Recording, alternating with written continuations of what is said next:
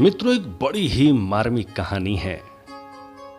जीवन में हमारा उद्देश्य क्या होना चाहिए? तो चलिए इस खूबसूरत कहानी को सुनते हैं और प्रयास करते हैं अपने जीवन में आत्मसात करने की। कहानी का शीर्षक है लक्ष्य प्राप्ति की राह। दरअसल एक किसान के घर एक दिन उसका कोई परिचित मिलने आया। उस समय वो घर पर नहीं था।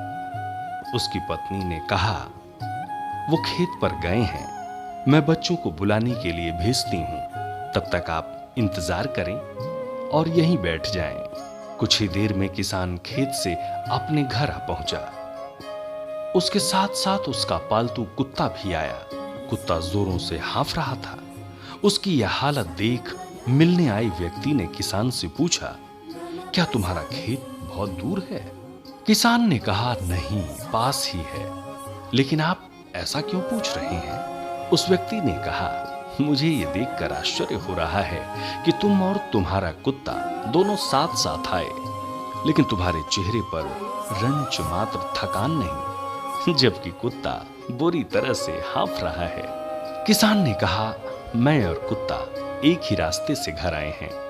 मेरा खेत भी कोई खास दूर नहीं है। मैं थका भी नहीं हूं, लेकिन हां, मेरा कुत्ता जरूर थक गया है। इसका कारण यह है कि मैं सीधे रास्ते से चलकर घर आया हूं, लेकिन कुत्ता अपनी आदत से मजबूर है। वो आसपास दूसरे कुत्तों को देखकर उनको भगाने के लिए उसके पीछे दौड़ता था और भौंकता हुआ वो वापस मेरे पास आ जाता था। फिर जैसे ही उसे और कोई कुत्ता नजर आता, वो उसके पीछे दौड़ने लगता। अपनी आदत के अनुसार उसका ये क्रम रास्ते भर जारी रहा। जहां भी वो किसी कुत्ते को देखता, उसके पीछे भागता। इसीलिए वो थक गया। मित्रों, वास्तव में देखा जाए तो यही स्थिति आज के इंसान की भी है। जीवन के लक्ष्य तक पहुंचना यूं तो कठिन नहीं है, लेकिन राह में मिलने वाले ये कुत्ते व्यक्ति को उसके जीवन की सीधी और सरल राह से भटका रहे हैं। इंसान अपने लक्ष्य से भटक रहा है और ये भटकाव ही इंसान को थका रही है। ये लक्ष्य प्राप्ति में सबसे बड़ी बाधा है।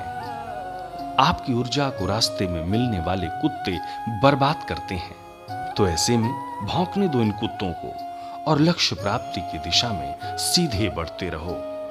फिर एक ना एक दिन मंजिल मिल ही जाएगी। लेकिन इनके चक्कर में पड़ोगे तो थक ही जाओगे, हार ही जाओगे।